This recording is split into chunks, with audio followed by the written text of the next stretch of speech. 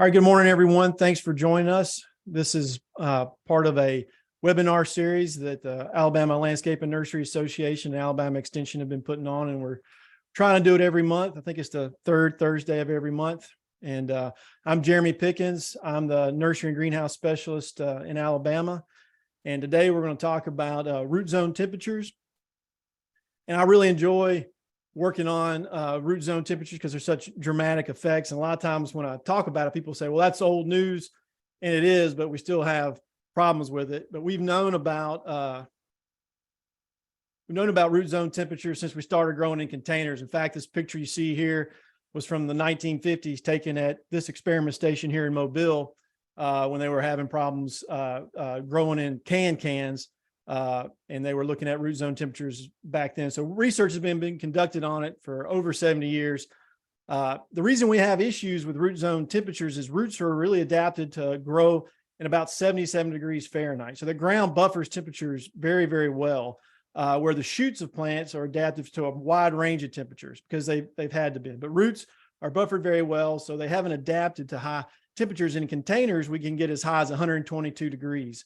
And often this is kind of described as an unrealized problem. So you may have a problem in your nursery, or you may have weak plants and not even know it because it's really hard without a thermometer to know what's going on with those root zone temperatures. So you may notice it like as edge effects on big blocks, especially if they're running north to south. You'll see on the east and west side of those blocks, you'll see, kind of sometimes you'll see stunted plants where the sun is hitting the sides of those pots on the east and west side. I've seen damage, pretty severe damage, when you'll take plants that have a big canopy or they've been in a shade house, they give it space to their final spacing and heavily prune. That sun hits the side of those pots, and you can get some pretty severe problems depending on the plant species. And unexplained crop loss. We've had several instances across the state, especially with arborvitae, green giant arborvitae, with really mature plants where they're very, full root system, a lot of roots exposed to the outside of the pot.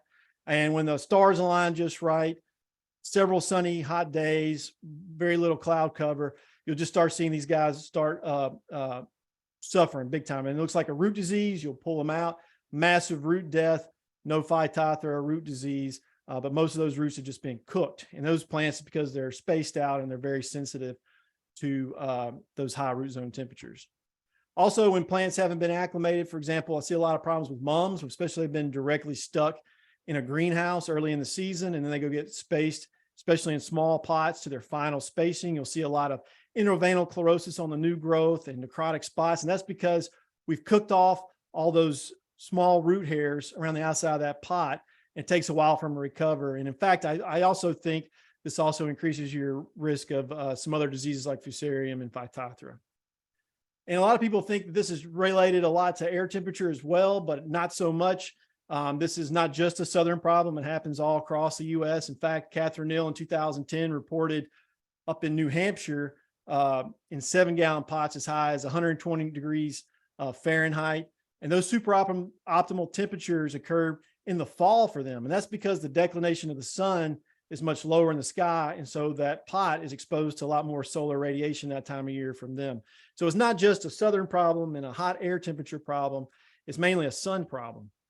So Dwayne Ingram did a great job of several co-authors of reviewing all the literature for the last 60 years on these root zone temperatures and summarize a lot of it. And I'm going to talk about some of the findings that they have and some of the stuff we've been working on. But one thing that they kind of classified this injury from high root zone temperatures in containers is either direct or indirect. So direct injury is when you actually have cell death. So it gets so hot, it actually kills that root tissue.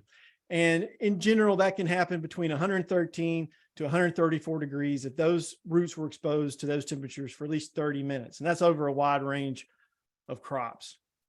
And it's not just that high temperature you hit, it's how long those roots are exposed to those high temperatures. So it's a function of both temperature and the duration they're exposed.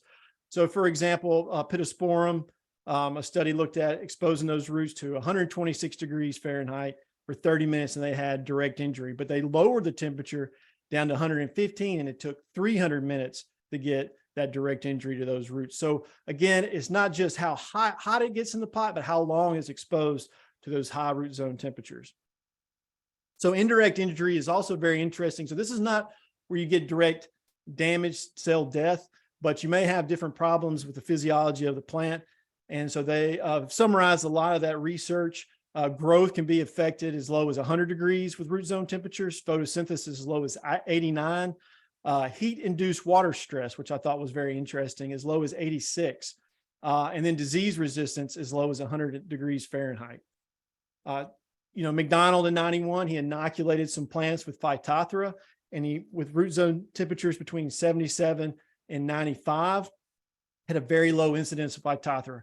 When the root zone temperatures were raised to 104, had severe incidence of Phytophthora. So you can lose a lot of your resistance to these diseases because these plants can be very stressed with these super optimal or very high root zone temperatures.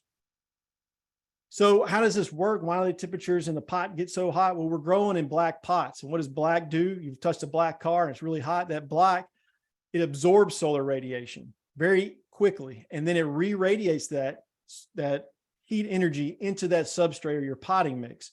That potting mix has a much higher heat capacity than surrounding air. So it's kind of like a bank. You're just adding heat to it all day long, and it gets hotter and hotter and hotter. It doesn't lose heat like the air does. It takes about, for every hour, you get about 5 to 7 degrees temperature rise in a 3-gallon pot. So it can happen pretty quickly. This table here is from this figure here is from a study we did a few years back with arborvitaes. And you can see, I've got this up here to illustrate the difference between air temperature and the container root zone temperature. So you see the blue line is your air temperature. The black dotted line is your root zone temperature. And you can see the big difference between the two. The other thing that I'd like to point out about this is look how long it stays warm, those root zone temperatures throughout into the evening even. And it only bottoms out around 6 a.m. in the morning, right before the sun comes up. And even then, it does not equal the same amount or the same air as the air temperature. The other thing I'd like to point out is that yellow line there. That yellow line represents the sunlight or solar radiation. And so you can see it peaks, a little afternoon each day in the summer around here. But we still have a very wide curve for the container root zone temperature. And that's because even though the sun's going down, we're still picking up and gaining heat faster than we can lose it. So that root zone temperatures can stay in that pot at a high level for a very long time, depending on the circumstances. So how do you alleviate these high root zone temperatures? Well, the obvious one that we all do, especially as soon as we going to place plants out in the field after we've potted, is we jam them. A lot of times we'll do that for space savings, but it also can help reduce root zone temperatures pretty dramatically. So you can see here on this graph, on the dotted line is the space plants. So the plants that were spaced to their final spacing. And then the solid line is jam plants. So not only, let's look at the time above 90 degrees Fahrenheit, you can see that it's a very short window of time that it was exposed to temperatures over 90 degrees. But look how wide that curve is, all that red area of the space plants that were above that critical temperature. So it's a much longer time that those space plants were exposed to those high root zone temperatures. Pot and pot can dramatically reduce root zone temperatures as much as a 34-degree difference between plants grown in pot and pot versus plants grown above ground. And you can also get a lot of research been done that can dramatically improve shoot growth, 1.5 to 2 times the shoot growth in plants grown pot and pot versus above ground. Shade can also be a pretty dramatic reduction provide a pretty dramatic reduction in root zone temperatures. About a 5 to 6 degree between the different research projects we've seen is the difference between in shade and out of shade. So shade can also be a great way to alleviate some of these root zone temperatures for sensitive plant species. And your container size can also really affect it. I'm not going to get deep into this, but the larger the container, the more it buffers those high root zone temperatures to the roots. A lot of people assume that an irrigation event will reduce your root zone temperatures, and it does just a little bit. So you can see that same figure I showed you earlier there on the right. You see where the dotted line dips. That's where we irrigated. So even though we irrigated, we picked back up our temperature within a couple of hours of very high temperatures up to 105. And that's because it just gains so much heat so fast the cooling effect from that water doesn't do a whole lot. In fact, Martin and Ingram back in 91 wanted to see how much water it would take to actually cool down a 3-gallon pot. And it took a whole gallon of water to reduce those to a decent root zone temperature. So a lot of people will use syringing, but research has shown that it doesn't work where you just kind of hit the plants with a little bit of water certain times a day. So that doesn't have a major effect. And also the timing of irrigation doesn't have a huge effect on your root zone temperatures. Pot color does have a dramatic effect on it. This is some work we've been working on with white and black pots, and this has been researched pretty heavily, but you can see the difference between the curves there. The blue line is our black pots, where the orange line is our white pots, and just pretty dramatic effect on the temperature difference between white and black, just based on the ability of that white to reflect that solar radiation versus the black's ability to absorb it. We've seen a pretty dramatic increase in growth with white pots, up to 50%, depending on the species. And the time that those white pots are exposed to super optimum temperature is much lower. For example, during daylight hours, our black pots were over 100°F for 21% of the hours versus white pots, just 3% of the hours. I thought this was also pretty interesting from the same study. We looked at the soil moisture in those pots, and you can see the black pots had a lot more or a lot higher degree of soil moisture in it compared to the white pots. And that is primarily because those black pots had hardly any roots in it. So they didn't have roots actually absorbing the water, whereas the white pots had plenty of roots and they were sucking up all that water. So here's a picture of the roots from the same study. These were 1-gallon arborvitaes potted into 3s. And you can see the black pot barely grew out of that 1-gallon root ball just on the north side there, where the white pot was full of roots. And so it was absorbing a lot of that water. Pretty dramatic difference. We've also looked at spacing. So the idea behind this was, sometimes it might be beneficial labor-wise to go ahead and space our pots if we have the space for it to their final spacing after potting, because every time we pick up that plant, it costs us money. So we looked at a study where we had black jam pots, black space pots, white spaced, and white jam pots. We wanted to see if we could go ahead and put those plants out to their final spacing and still get the same growth as if they were jammed. And so as far as shoot growth, this study, not a lot of difference there. The white pots maybe have been a little, maybe 15% larger, but not really a lot going on with shoot growth in this case for this Japanese holly species. But the root growth was pretty dramatic. So you can see plants that were grown in black pots that were jammed had a good root system, where the black pots that were spaced were pretty poor roots, almost no roots on the outside of the pot, except on the north side. The white jam pots, also great roots. And what we wanted to see and we saw was that the white space pots also had a great root system. So we could take, at least for this size pot, we could go ahead and space them to their final spacing and still get the same root growth as if they were jammed. So there may be a little labor saving in some situations with this, and we're going to repeat this with larger pots to see if we get the same effect. What was interesting is we took those black jam pots and those white jam pots and we spaced them out about 4 weeks before we terminated the study. And when we took the pots, we examined the roots, we had massive root death on those black jam pots that were spaced. So they were not adapted to that level of temperature. And so it cooked a lot of those roots, and we had massive death on almost all of the black jam pots, whereas the white jam pots that were spaced had no root death at all. So these didn't have much of a canopy on them. And so, it's situational where this is beneficial. We're also looking at fertilizer longevity. So, most of our controlled release fertilizers are primarily, they release based on moisture and temperature. And so if you have a cooler pot, can you hang on to your fertilizer longer? And we're still working on that. We've seen a little bit of results with that, but still need to work on this a little more, but I'm convinced there's something there. So if you wanted to try this out on your own, you can go to Nursery Supply Inc. or any supplier that sells white pots. I know Nursery Supply does because they manufacture the proven winter pots. But you want to have a white pot with a black interior to it, multi-layer pot. The reason for that is if it's just solid white, it's a little bit transparent.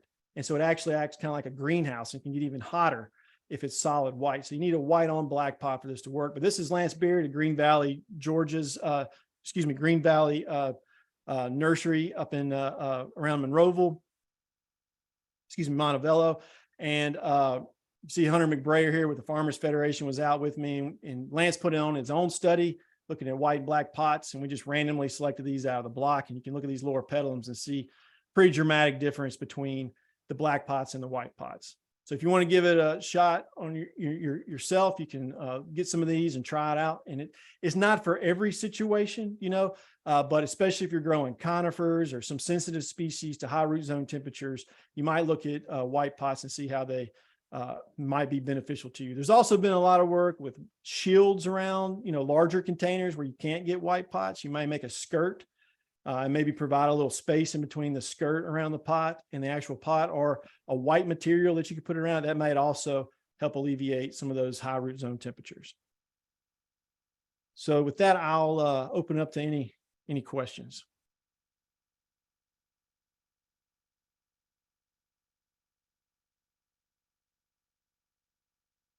Hi. Hey there. Hi, my name is Leticia. I am new to this topic, and I would like to ask you if you ever thought about, or if you have some, knowledge about making those trials with clay pots. I've worked in nematology field for a while, and for nematology purposes, when you have to inoculate those plants, we would lose a lot of experiments because of the high temperature in the pot, so the inoculation would not work. So, this is a big issue in this field. So have you ever, thought about it? Yeah, that on a commercial level, the clay pots are so expensive. It doesn't, it may not make sense on a commercial level, but when I'm talking to homeowners, about their container gardens and stuff, definitely clay pots have a real good ability to help buffer those temperatures for sure. Absolutely. They also, they water evaporates out the side of those clay pots a little bit. And so it also creates a cooling effect from that. But that's a good point. Absolutely.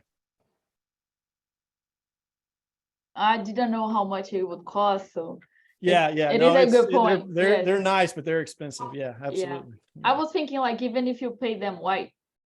Yeah, that could work. Mm-hmm. I have a question for you. In regards to fertilizer longevity, you said you haven't done a lot of research on that so far, but what have been some of your preliminary results from that?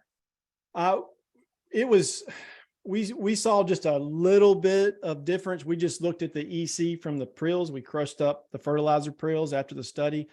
But Jake, his last name is escaping me right now, with USDA-RS up in McMinnville. He has done a study recently, and he said he saw a pretty good difference in his the fertilizer, how much fertilizer was left in the prills at the end of the study. So there's something there. I haven't seen his results yet, but he looked at NP and K of the water, or of the crushed prills in the water, and he did see some differences there. But our study, we didn't see enough to really talk about it much, but we're going to keep working on it.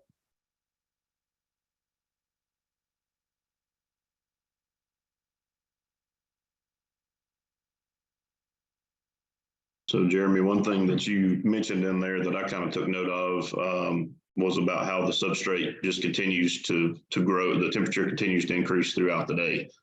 And, maybe something interesting to figure out if there's something that can be added to the nursery mix that might buffer that a little bit. That would be inexpensive and, not mess things up. But well, we have done some stuff with adding peat. Everybody's kind of gotten away from peat and container, at least, container production, but we've added peat, and we have seen a bit of reduction in that. And I don't know if that is because of the thermal mass is increased. The heat capacity is increased, or it's holding more water, and the water's helped buffering it some. But I talked to another nursery just yesterday, and they've started adding a little peat back to their pots, and they've noticed a pretty dramatic difference in their temperatures in their containers. Might need to investigate how the sargassum might play in that as well. Yeah, we might have to do that. Yeah, go collect some of that seaweed. See what happens. Jeremy, this is Harvey. My camera quit working. On that same topic, do you think particle size?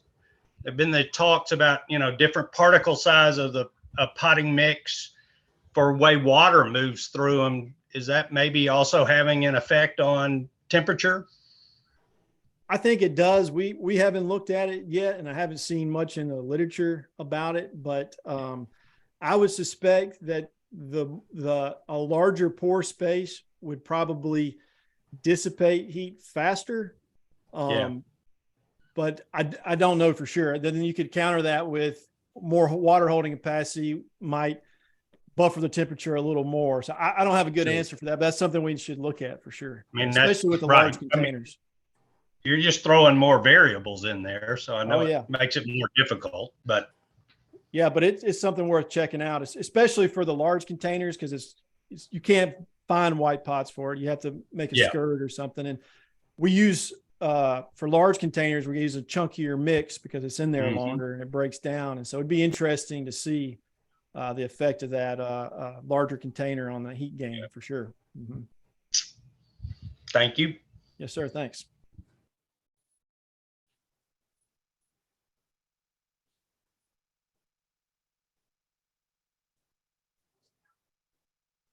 Carl, Patrick, any of you guys? Wait, here's one in the chat. Let's see. Do you happen to know what the blank white pots would cost? Yeah, I do. I actually talked to Andy Zimlick at Nursery Supply. Now my number's older, pre-COVID, and but it was about 25% upcharge on a 1 gallon and a 3 gallon white pot versus a black pot. So I don't know with the weight supply issues and everything now what the difference would be, but that pre-COVID, it was about a 25% increase in the upcharge. And that's one of the angles we're taking with our research. Like, we know it's been shown many times that white pots grow. White pots are cooler or reduce that root zone temperature a good bit, but we're looking at trade-offs, like, for example, the fertilizer. If I can save on fertilizer, maybe I offset that extra 25% increase in my pot cost, or the spacing study, if I can save on labor a little bit, in some situations, would it offset that extra money that it would cost for those white pots? But yeah, that's a good question.